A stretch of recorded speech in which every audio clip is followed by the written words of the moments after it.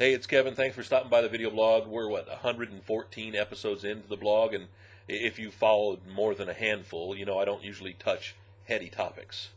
I'm not the brightest of guys in the world. I can talk just about anything. In a cocktail party, I can talk about anything for about 5 minutes because you don't have to know a lot. You just have to be well read. But I've been doing a lot of reading, a lot of watching, a lot of observing, basically of how people are reacting to the climate of what's going on in the world right now. With the election of our first African American president tomorrow, I'm a little concerned from a standpoint is I think a lot of people think that once Obama is inaugurated, once Obama starts serving his term, he'll wave some kind of magic wand and make all the economic ills go away and turn everything better immediately. And I think we both know that's unrealistic. Whether it's Obama, whether it's McCain, whether it's anybody in that office, I don't know if it's possible. There are so many factors at play that will, cause that to not necessarily be able to happen as quickly as we'd like it to. I'm amazed because the last time we went through inflation, the hard times, the bad economy that we're going through now, was in the late 70s into the early 80s before, from the Carter administration into the Reagan administration. Funny, he went from a Democrat to a Republican. Now we're going from a Republican to a Democrat. That's just kind of odd to me. Again, like I said, I'm pretty neutral when it comes to politics. I'm straight down the middle. I'm a liberal conservative or a conservative liberal, literally straight down the middle. But I'm amazed at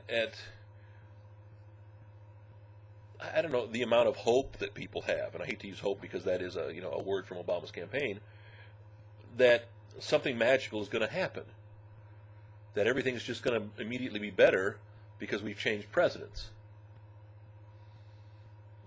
The last time we went through this, as I said, 1979, 1980, I was just a young adult. I was a kid. I was 17, 18, 19 years old in that range, depending upon what time of the 2 years you're talking about. And I looked at life a little bit differently. I didn't look at life at all because I wasn't worried about the big picture. I was more worried about being drafted. I was worried about getting a good education. I was worried about getting a good job. I was worried about being able to put gas in my car so I could go out on dates, so I could go out and have a beer, which you could do back in that day because 18 was the drinking age of Virginia. I wasn't worried about my 401k. They didn't have them back then. I wasn't worried about my retirement fund.